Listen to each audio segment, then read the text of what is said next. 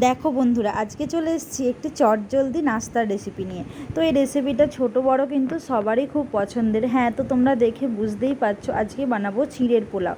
তো খুবই সিম্পলভাবে বানাবো, বেশি কিছু দেবো না, তো অল্প কিছু দিয়ে নিরামিষভাবে বানাচ্ছি। দেখো, প্রথমেই চিঁড়েটাকে কিন্তু আমি ধুয়ে নিয়েছি। তো ভালো করে ধুয়ে একটু শুকনো করতে দিলাম যাতে জলটা ঝরে যায়। আর এখানে দেখো অল্প একটু সাদা তেল দিয়ে দিচ্ছি।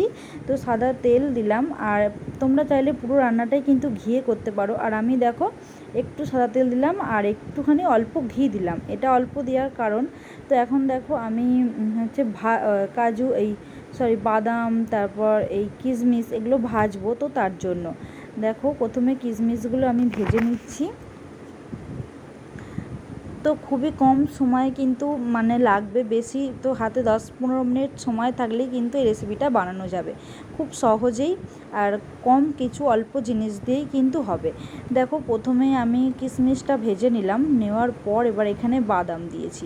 তো এগুলো ভাজা বাদামই, তো বাদামগুলোকে একটু গোটা গোটা ছিল, একটু ভেঙে নিয়েছি, নিয়ে আর একটু তেলেতে ভেজে নিচ্ছি।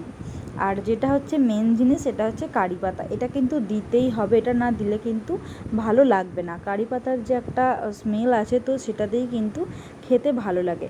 তো সেই জন্য যেহেতু 3টে মাত্র উপকরণ দিয়ে আমি বানাচ্ছি, তো সেই জন্যই কারি পাতাটা অবশ্যই দিতে হবে।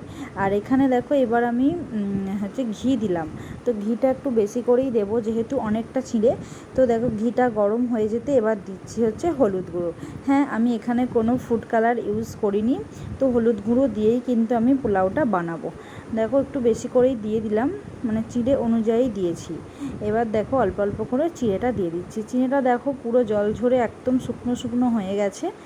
তো এবার চিঁড়েগুলো অল্প অল্প করে দেবো, দিয়ে আর মেশাতে হবে।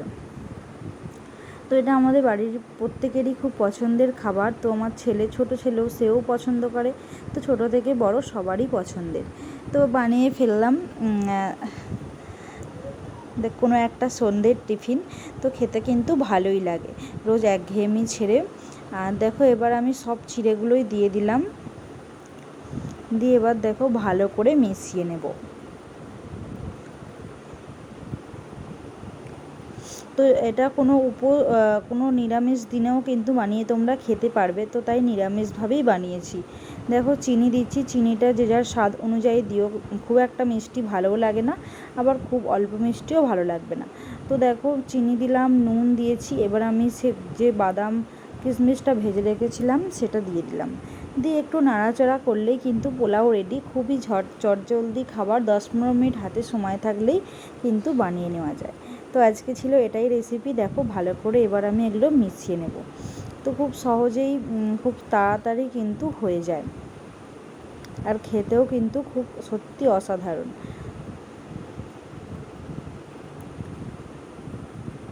দেখো হয়ে গেছে বানানো আমার রেডি। তো এটাকে এবার দেখো নামাবো, আর নামিয়ে দেখো এখানে একটুখানি সস দিয়ে রেডি করে নিয়েছি।